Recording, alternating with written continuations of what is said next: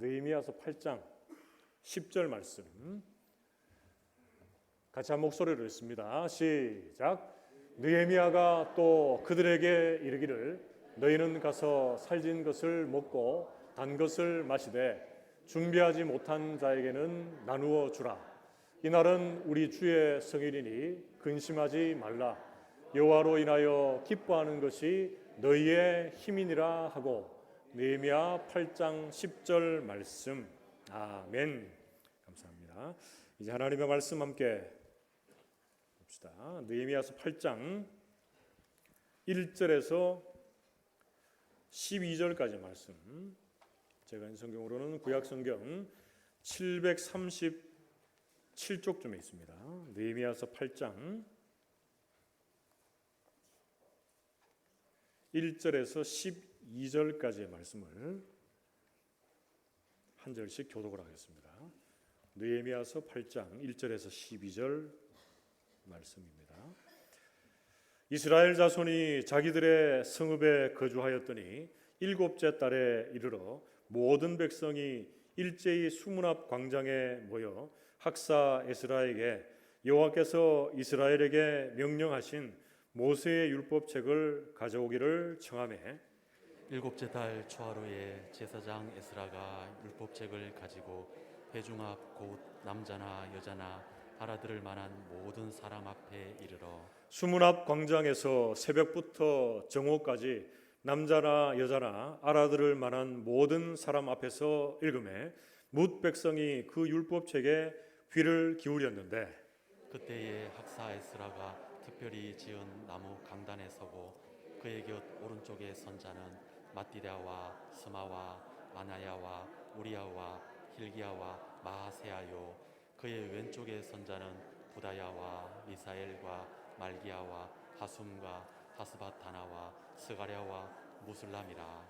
에스라가 모든 백성 위에 서서 그들 목전에 책을 펴니 책을 펼 때에 모든 백성이 일어서니라. 에스라가 위대하신 하나님 여호와를 송축하며 모든 백성이 손을 들고 아멘 아멘 하고 응답하고 몸을 굽혀 얼굴을 땅에 대고 여호와께 경배하니라. 예수아와 바니와 세레비아와 야민과 악굽과 사부대와 호디야와 마세야와 그리다와 아사랴와 요사밧과 하난과 불라야와 레위 사람들은 백성이 제자리에 서 있는 동안 그들에게 율법을 깨닫게 하였는데 하나님의 율법책을 낭독하고 그 뜻을 해석하여 백성에게 그 낭독하는 것을 다 깨닫게 하니 백성의 율법의 말씀을 듣고 다 우는지라. 총독 느헤미야와 제사장 겸 학사 에스라와 백성을 가르치는 레위 사람들이 모든 백성에게 이르기를 오늘은 너희 하나님 여호와의 성일이니 슬퍼하지 말며 울지 말라 하고 느헤미야가 또 그들에게 이르기를 너희는 가서 살진 것을 먹고 단 것을 마시되 준비하지 못한 자에게는 나누어 주라. 이날은 우리 주의 성일이니 근심하지 말라. 여호와로 인하여 기뻐하는 것이 너희의 힘이니라 하고 레위 사람들도 모든 백성을 정숙하게 하여 이르기를 오늘은 성일이니 마땅히 조용하고 근심하지 말라 하니 모든 백성이 곧 가서 먹고 마시며 나누어 주고 크게 즐거워하니 이는 그들이 그 읽어 들려준 말을 밝히 알미라. 아멘. 우리 좌우에 계시는 분들과 이렇게 한번 인사하고 말씀을 받읍시다. 말씀의 은혜 받읍시다. 인사하겠습니다. 우리는 지난 시간에 미국의 한 시골 켄터키주의 한 대학에서 일어난 에즈버리 부흥운동에 대해서 영상을 보고 또 말씀을 들었습니다. 그래서 그 영상과 연결해서 구약에서 일어났던 부흥운동 중에 사무엘상 7장에 사무엘 시대 때 있었던 미스바대 각성운동에 대해서 말씀을 나눴습니다. 여러분 그 부흥운동에서 우리가 기억해야 될 단어를 세 가지로 말씀을 드렸는데 한번 곱씹어 봅시다. 먼저 첫 번째는 뭡니까? 전심입니다. 전심. 점심 아닙니다. 혹시 시장하신 분 있으면 점심 아니고 전심. 이방에게 마음 뺏기지 않고 우상에게 마음 뺏기지 않고 하나님을 향해서 온 마음을 다해서 사랑하고 뜻을 다하고 힘을 다하는 것. 그것이 바로 전심. 그리고 두 번째는 인정입니다. 인정. 무엇을 인정하는 것입니까? 하나님의 매 순간 우리의 삶을 주관하심과 우리를 도와주심을 인정하는 겁니다. 그리고 세 번째는 죄로 인해 하나님과 우리와의 막혀져 있던 이 죄의 담을 다 무너뜨리고 하나님과 우리와의 관계에 샬롬, 평화의 관계가 이루어지는 거예요. 그리고 이 평화로 말미암아서 사람들과의 관계에서도 참된 평화를 누리는 것, 그것이 부흥의 시작이다, 이런 말씀을 나눴습니다. 여러분, 오늘 이제 본문 말씀에는 느헤미야서 8장에 우리가 흔히 이 본문을 어떻게 이야기합니까? 수문 앞 광장의 부흥회다, 이런 말을 해요. 그래서 구약에 보면 대표적인 부흥 운동 두 가지가 나옵니다. 그게 바로 지난주에 살폈던 사무엘상 7장의 사무엘 시대의 미스바 대각성 운동, 이 부흥 운동이고, 느헤미야서 8장에 나오는 이 수문 앞 광장의 부흥회가 가장 대표적인 부흥회입니다. 그런데 느헤미야서 8장이라고 우리가 읽었는데 이 수문 앞 광장의 부흥회의 중심에는 누가 있습니까? 학사 겸 제사장, 서기관인 에스라가 있습니다. 에스라. 여러분, 에스라는 어떤 사람입니까? 바벨론의 포로로 끌려갔던 이스라엘 백성들이 3차에 걸쳐서 귀환을 하는데 2차 때 귀환한 중심에 있었고, 에스라를 중심으로 해서 하나님의 율법의 말씀, 이 말씀으로 그들의 심령을 부흥하는 데 있어서 앞장섰던 사람이 바로 에스라입니다.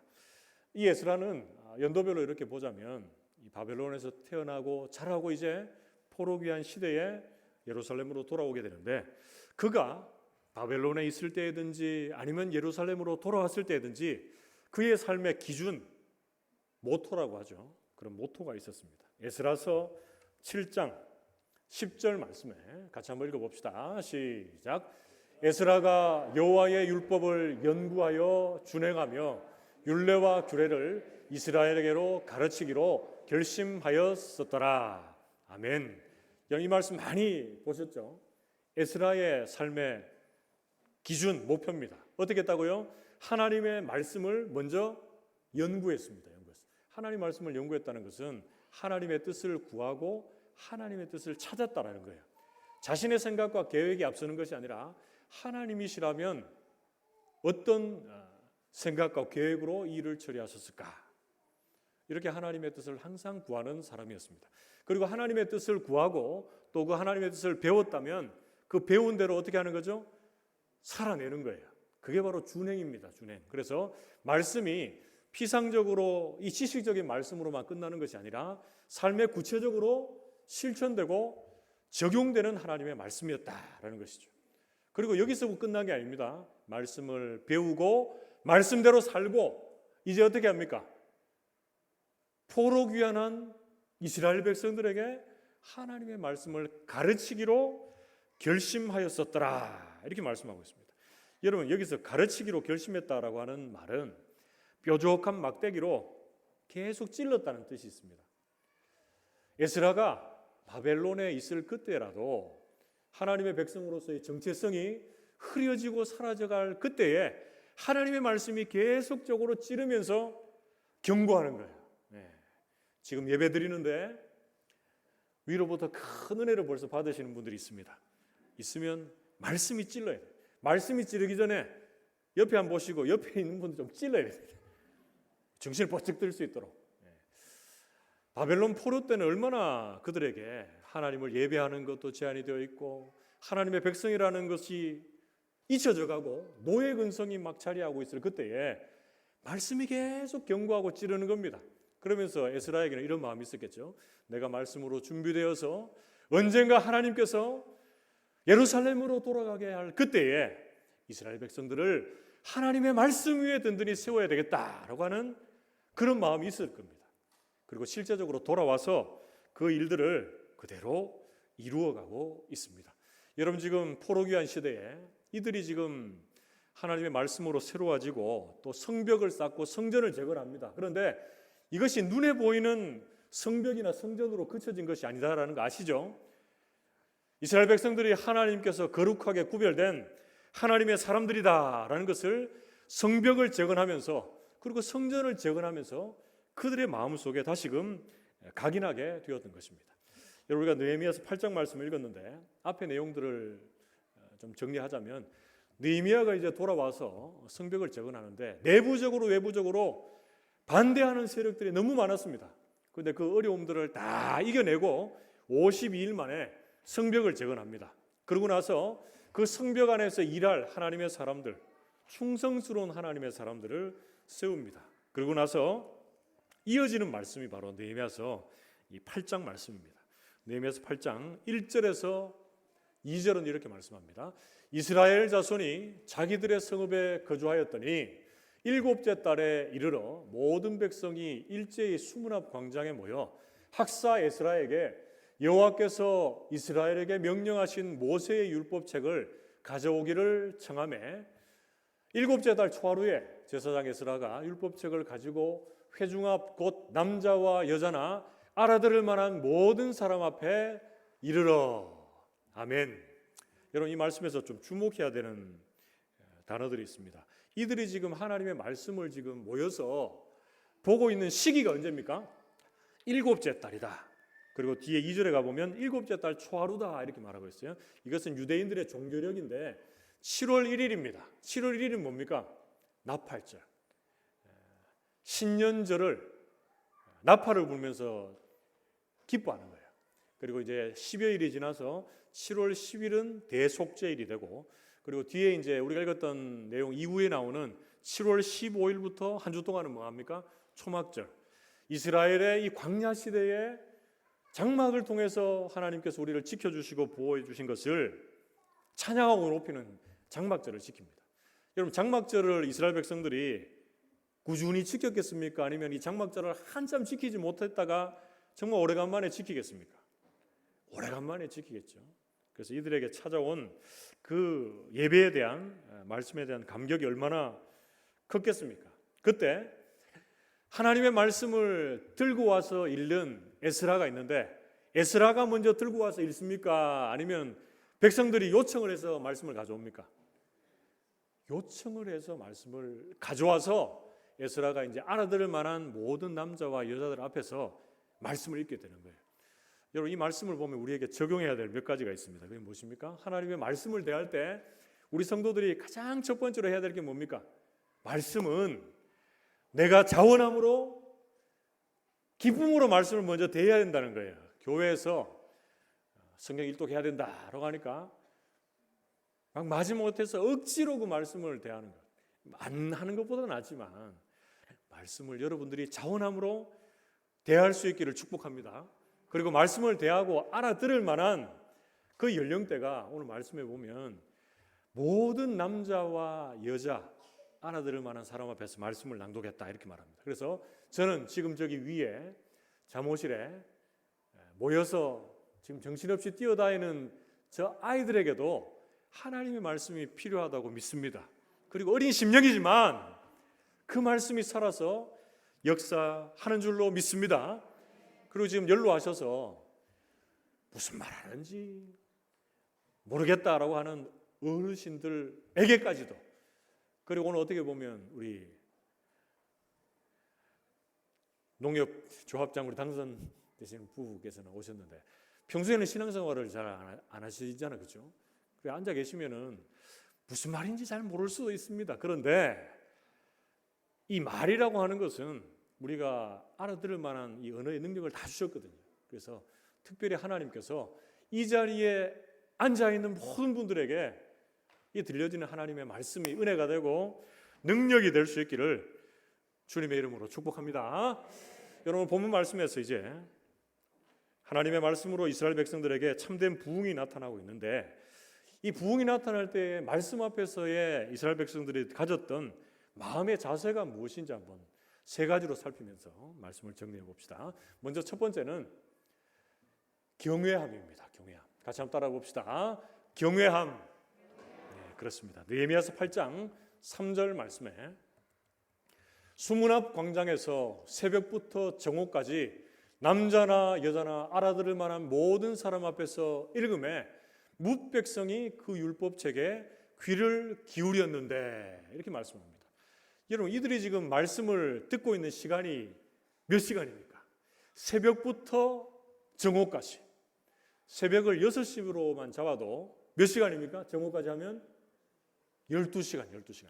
12시간 동안 이들이 율법책의 그 말씀에 귀를 기울였다 이렇게 말씀합니다. 귀를 기울였다는 건 뭡니까? 집중하고 경청했다는 말인데 이 말씀의 뜻은 어떤 나무가 있잖아요. 그러면 나무에 정교하게 조각을 했다 이런 의미가 있습니다. 그래서 하나님의 말씀을 6시간이나 듣는데도 그 말씀이 그들의 마음판에 정교하게 새겨졌다라는 의미입니다. 여러분 우리들은 말씀을 들을 때 어떻습니까? 지금 예배하는 시간이 11시에 예배가 시작하면 12시나 12시 조금 넘으면 마쳐요. 그러면 1시간 조금 넘는 이 시간에 우리가 앉아 있는데 여러분들이 하나님의 말씀에 집중합니까? 아니면 몸이 좀 근질근질합니까? 아니면 몸은 여기 있는데 마음은 저 밖에 꽃구경 가 있습니까? 제가 바라고 원하기는 우리 모든 성도들은 예배의 자리에 앉아 있는 이 시간 우리의 마음 동안 하나님의 말씀에 집중할 수 있기를 주님의 이름으로 축복합니다. 이들이 말씀에 대한 이 경외함이 있었기에 오랜 시간 집중해서 말씀을 들을 수 있었다라는 것입니다.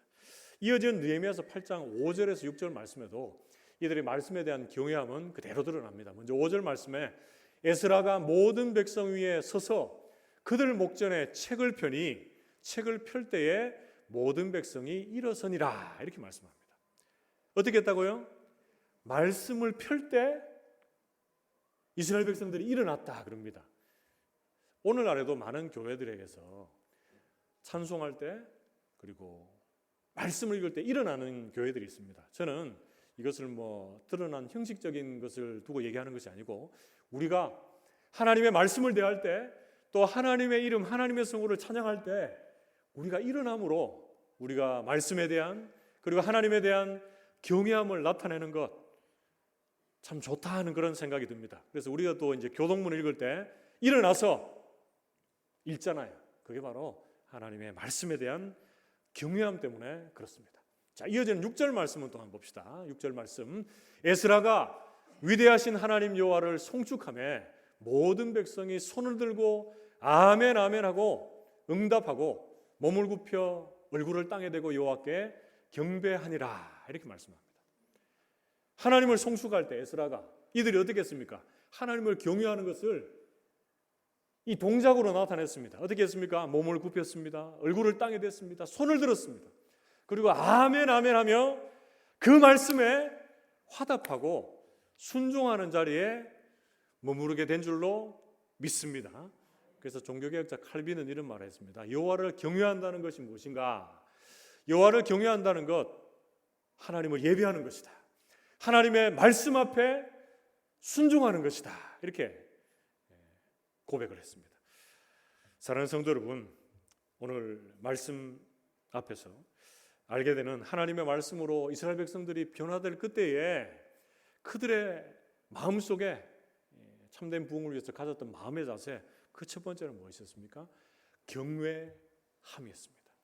그들은 어떤 마음으로 하나님의 말씀을 받았습니까? 지금 하나님의 말씀을 받을 때 사람의 말로 받는 것이 아니라 하나님의 말씀으로 받게 된 줄로 믿습니다. 에스라가 말씀을 펴고 그 말씀을 사람의 입술을 통해서 읽었지만 그 말씀이 하나님의 음성으로 그들의 심령에 박혀진 능력의 말씀이 된 줄로 믿습니다. 그리고 그 말씀을 들을 때에 비판이나 판단의 잣대가 아니라 그 말씀이 우리에게 활짝 문자로만 다가오는 죽은 말씀이 아니라 활력, 살았고 운능력이 있는 능력의 말씀으로 그때도 다가왔고 지금 이 시간 말씀을 듣는 우리 모든 성도들에게도 말씀에 대한 경외함으로 운동력 있는 하나님의 말씀으로 다가오게 되기를 주님의 이름으로 축복합니다. 그게 두 번째로 오늘 본 말씀에서 하나님의 말씀으로 이스라엘 백성들에게 부흥이 나타날 때 그들이 가졌던 마음의 자세 두 번째는 뭡니까? 두 번째는 애통함입니다. 애통함. 같이 한번 따라해 봅시다. 애통함. 그렇습니다. 느헤미야서 8장 8절에서 9절 상반절 말씀에 하나님의 율법책을 낭독하고 그 뜻을 해석하여 백성에게 그 낭독하는 것을 다 깨닫게 하니 백성의 율법의 말씀을 듣고 다 우는지라 이렇게 말씀했습니다. 여러분 지금 8장 7절 말씀을 읽지 않았지만 지금 에스라는 히브리어로 하나님의 말씀을 읽고 있고 여러 레위 사람들, 그 사람들은 이 히브리어로 된 말씀을 그 당시에 통용되었던 아람어로 번역해서 해석해서 말씀을 주고 있어요. 그리고 그 말씀을 듣고 다 깨달은 이스라엘 백성들이 어떻게 하고 있습니까? 울었다 이렇게 말씀하고 있습니다. 저는 이 말씀을 묵상하고 바라보면서 지금 하나님의 말씀이 쓰여진 이 성경의 시대와 지금 우리가 살고 있는 이 시대의 차이가 얼마나 많이 납니까? 그런데 이 시대의 차이를 뛰어넘어 오늘날에도 적실하게 적용되는 하나님의 말씀이 되기 위해서 어떻게 해야 되는가? 목회자의 책임이 있다 이렇게 생각합니다. 그래서 오늘도 내일도 제가 다른 거 안 하고 정말 잠을 좀 줄여가면서라도 하나님의 말씀을 묵상하고 연구하고 준행하며 다산교회 모든 성도들에게 이 하나님의 말씀을 가르치기로 결심하였더라라고 하는 마음이 있게 되기를 소원합니다. 여러분들도 부족한 사람을 위해서 많이 기도해 주시고 그래야 여러분들이 하나님의 말씀을 이 시대의 차이를 넘어서 여러분들의 삶에 온전히 적용되는 능력의 말씀, 하나님의 음성으로 받게 될 줄로 믿습니다. 여러분 그런데 이 말씀을 다 듣고 깨달아서 울었다고 합니다. 이스라엘 백성들이. 왜 울었습니까? 왜 애통했습니까? 그 이유가 몇 가지로 생각해 볼 수가 있습니다. 이스라엘 백성들이 하나님의 말씀을 듣고 그 말씀을 깨닫고 보니까 자신의 삶하고 너무나 동떨어져 있는 거예요. 말씀의 기준에서 멀어져서 자신이 원하고 자신이 생각하는 대로 욕심의 자리, 죄의 자리에 서 있는 자신의 모습을 보면서 안타까워하며 회개하며 울었습니다.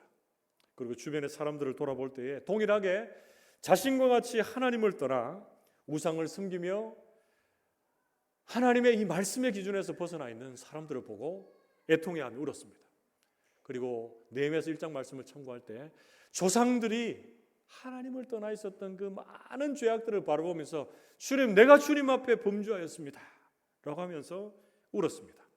그리고 지난 시간에 그런 말씀을 드렸듯이 우리가 기도 열심히 하고 눈 떠보면 아무것도 변화되지 않는 현실 때문에 답답하다 이런 이야기 했었는데 말씀도 마찬가지입니다.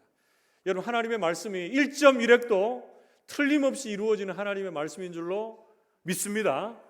그런데 그 말씀이 이루어지는 시기가 내가 생각하는 시기하고 하나님이 원하시는 때가 다르다는 거예요. 그래서 막 말씀 붙잡고 기도했는데 현실을 보면 어떻습니까? 여전히 변화되지 않는 환경, 여전히 꿈쩍달짝하지 않는 우리의 가족들 보면 우리가 그것 때문에 울 수 있다는 거예요.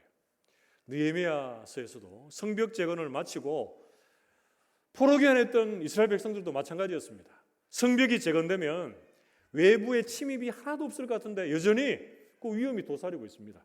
그리고 예루살렘 이 성벽 안에 많은 사람들이 모여서 정말 행복하게 경제생활을 누리고 가정생활을 누리고 살 것 같았는데 아직은 사람도 많이 없고 그리고 경제생활이나 이런 가정생활이 안정되지 않는 그런 모습들이 있었습니다. 자, 그러나 여기서 이런 모습들을 보면서 애통해하고 우는 것은 그냥 포기하는 울음이 아닙니다. 하나님께서 이 상황들을 회복해 하시고 새롭게 하실 것을 기대하는 열망이 섞인 애통함이 되는 줄로 믿습니다. 여러분 마태복음 5장 4절 말씀에 보면 예수님께서 산상수훈의 말씀에서 팔복 중에 이런 말씀을 주십니다. 제자들에게 애통하는 자는 복이 있나니 그들이 위로를 받을 것이며 이렇게 말씀합니다. 하나님의 말씀 앞에 우는 자, 하나님의 말씀 앞에 애통하는 자, 하나님께서 그 말씀으로 참된 위로와 회복을 주실 줄 믿습니다. 사랑하는 성도 여러분, 오늘 본 말씀에서 깨닫게 되는 말씀으로 이스라엘 백성들에게 부흥을 허락하신 그 주께서 그들의 마음속에 말씀에 대한 마음의 자세 어떠한 것들을 허락해 주셨습니까? 두 번째는 애통함입니다. 애통함. 그들이 왜 울었습니까? 말씀대로 살지 못하는 자신의 모습, 주변의 모습, 조상들의 모습 바라보며 안타까이 울며 애통하며 하나님께로 돌아왔습니다.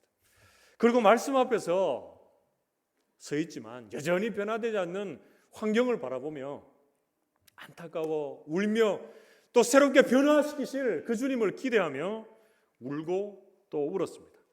그때 하나님께서 말씀 속에서 우리를 또한 새롭게 변화시키시고 우리의 환경 또한 변화시킬 것을 기대하며 애통해하는 그들에게 참된 부흥과 변화와 회복을 허락해 주신 줄 믿습니다. 우리 모든 성도들에게 이 말씀 앞에서의 애통함이 있는 귀한 한 주간 되시기를 주님의 이름으로 축복합니다.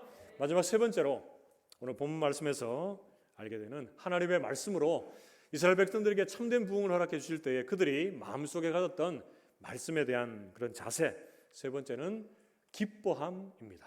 우리가 좀 따라해 봅시다. 기뻐함. 그렇습니다. 느헤미야서 8장 9절에서 10절 말씀을 한 목소리로 함께 읽어봅시다. 느헤미야서 8장 9절에서 10절입니다. 시작. 백성이 율법의 말씀을 듣고 다 우는지라. 총독 느헤미야와 제사장 겸 학사 에스라와 백성을 가르치는 레위 사람들이 모든 백성에게 이르기를 오늘은 너희 하나님 여호와의 성일이니 슬퍼하지 말며 울지 말라 하고 느헤미야가 또 그들에게 이르기를 너희는 가서 살진 것을 먹고 단 것을 마시되 준비하지 못한 자에게 나누어 주라. 이날은 우리 주의 성일이니 근심하지 말라. 여호와로 인하여 기뻐하는 것이 너희의 힘이니라 하고. 아멘. 여러분, 하나님의 말씀은 우리를 울리기도 하고 또 우리를 웃게도 만듭니다. 여러분, 오늘은 주의 성일, 주님의 날, 복된 주일입니다. 여러분들에게 참된 기쁨이 어디 있습니까? 여러분들의 참된 소망이 어디 있습니까? 비록 좀 몸은 좀 피곤할 수 있고 또 예배드리는 이 시간이 우리에게 때로는 또 큰 은혜를 사모하지만 또 그렇지 못할 때가 설령 있을지라도 우리 모든 성도들에게 있어서 참된 기쁨은 여호와를 기뻐하는 것이고 하나님 앞에 예배하는 것이고 하나님 앞에 말씀 앞에 서는 것이 가장 참된 기쁨이 되는 줄로 믿습니다. 그래서 이스라엘 백성들이 지금 말씀 앞에 애통하고 울 때에 느헤미야와 여러 지도자들이 어떻게 얘기합니까? 오늘은 주의 성일이다. 근심하지 말라. 너희들이 가지고 온 것들을 나누어서 먹고 기뻐하라. 이렇게 말씀해주고 있습니다. 먼저는 그들이 주의 성일이기에 모여 예배하며 말씀을 듣고 있다는 것이 참 감격적으로 느껴졌을 것입니다. 바벨론 포로시에 멀어져 있던 하나님의 말씀, 바벨론 포로시에 가깝게 경험되지 않았던 하나님의 임재가 말씀을 통해서 회복되고 하나님을 가까이 그리고 더 가까이 느끼는 시간이었습니다. 그 시간들을 통해서 하나님의 말씀을 알아갔고 하나님을 더 깊이 있게 알아갔고 그들에게 참된 기쁨이 경험되어져 갔습니다. 우리 모든 성도들도 하나님의 말씀을 듣고 예배할 때 우리가 하나님의 말씀을 더 깊이 있게 알아가고 주님을 더 알아가고 우리에게 참된 기쁨이 있는 복된 예배의 자리가 되시기를 주님의 이름으로 축복합니다. 오늘 보면 마지막 느헤미야서 8장 11절에서 12절 말씀에 좀 더 구체적으로 그 기쁨에 대해서 이렇게 표현을 합니다. 레위 사람들도 모든 백성을 정숙하게 하여 이르기를 오늘은 성일이니 마땅히 조용하고 근심하지 말라 하니 모든 백성이 곧 가서 먹고 마시며 나누어주고 크게 즐거워하니 이는 그들이 그 읽어 들려준 말을 밝히 알미라. 아멘. 여러분 11절 12절 말씀에 레위 사람들도 똑같이 얘기합니다. 말씀을 듣고 막 울고 있으니까 그들을 진정시킵니다. 그러고 나서 너희들이 이제 가서 먹고 마시고 나누어주며 크게 즐거워하고 기뻐해라 이렇게 말하면서 오늘 중요한 말씀이 한 가지 나옵니다. 8장 12절 하반절 말씀에 이들이 이렇게 먹고 마시고 나누어주며 크게 즐거워했던 이유에 대해서 이는 이렇게 시작하죠. 이것은 이들이 이렇게 크게 즐거워했던 이유가 어디에 있는가 했을 때 8장 12절 하반절은 어떻게 소개합니까? 이는 그들이 그 읽어 들려준 말씀을 밝히 알미라 이렇게 말씀합니다. 여러분 예배 때 말씀 들어도 도통 이해가 안 돼요. 그럼 은혜가 안 되는 거 똑같죠. 그런데 말씀을 들었는데 그 말씀이 무슨 뜻인지 머리에 들려지고 가슴으로 느껴지고 우리의 삶으로 실천되는 말씀으로 능력으로 역사한다. 이렇게 한번 생각해 보십시오, 여러분. 얼마나 말씀을 듣고 기쁘겠습니까, 여러분?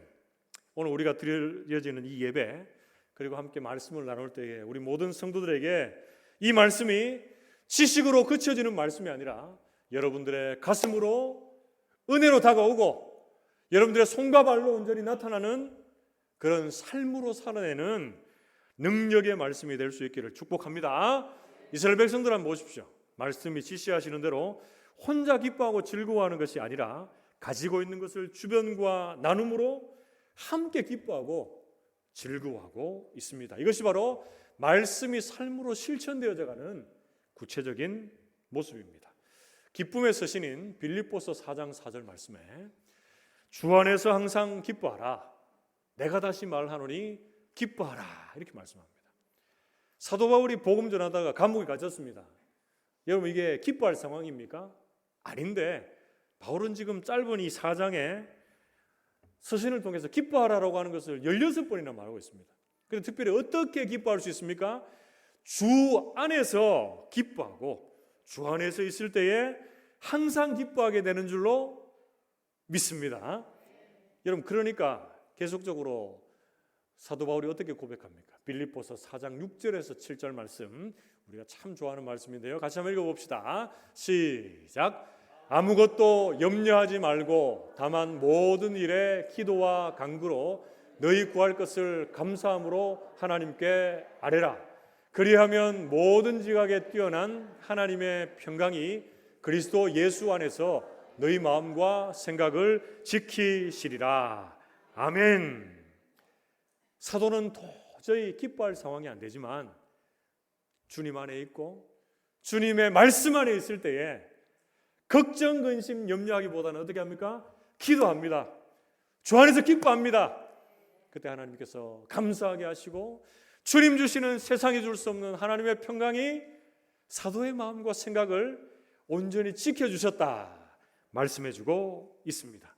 사랑하는 성도 여러분, 오늘 본 말씀에서 배우게 되는 하나님의 말씀으로 이스라엘 백성들에게 부흥이 나타날 때에 그들이 말씀 안에서 가졌던 마음의 자세, 셋째 무엇입니까?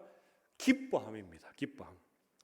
이스라엘 백성들이 하나님의 말씀 앞에서 참된 기쁨을 발견했습니다. 그리고 말씀이 삶으로 이어지면서 함께 기뻐하고 있습니다. 우리 모든 성도들도 여러분들의 참된 기쁨이 다른 그 어떤 곳에서 찾지 않고 말씀을 대할 때 여러분 참된 기쁨이 누려지시기를 축복합니다. 그리고 말씀대로 살아내고 여러분들의 살아낸 그 말씀이 주변에 전하여져서 도저히 기뻐할 수 없는 그 순간 속에서 기쁨이 일어나고 기도가 일어나고 감사가 일어나고 참된 나눔과 평강이 이루어지는 그런 삶을 보게 되기를 주님의 이름으로 축복합니다. 말씀을 맺으러 갑니다. 오늘 말씀에서 배우게 되는 하나님의 말씀으로 이스라엘 백성들에게 참된 부흥을 지금 주고 계신데 그들이 말씀에 대한 마음의 자세 세 가지 뭡니까? 첫 번째, 경외함. 하나님의 말씀에 대한 경외함은 이들을 일어서게 만들었습니다. 손을 들게 만들었습니다. 몸을 굽혀 하나님을 찬송하게 만들었습니다. 이것이 바로 참된 부흥의 시작입니다. 이들의 또 말씀에 대한 마음의 자세 두 번째는 무엇입니까? 애통함입니다. 하나님의 말씀에 대한 애통함은 이스라엘 백성들을 이 죄의 자리에서 은혜의 자리로, 죄의 자리에서 회개의 자리로 이끌었습니다. 셋째, 이스라엘 백성들이 참된 부흥을 경험하게 될 때 이들이 말씀에 대한 마음의 자세 세 번째는 기뻐함입니다. 기뻐함. 하나님의 말씀에 대한 기뻐함은 그들을 울음에서 웃음, 기뻐함으로 옮겨지게 했습니다. 그리고 말씀에 대한 기뻐함은 그들이 근심과 염려와 걱정의 자리에서 일어나 기쁨과 기도와 감사의 자리로 그리고 나눔의 자리로 그들을 바꾸어 주었습니다. 자는 성도 여러분, 우리 모든 성도님들이 이런 하나님의 말씀에 대한 이스라엘 백성들의 마음의 자세 세 가지, 경외함, 애통함, 기뻐함을 마음속에 온전히 간직함으로 참된 부흥과 회복을 경험하는 우리 모든 성도들이 되시기를 주님의 이름으로 축복합니다. 함께 기도합시다.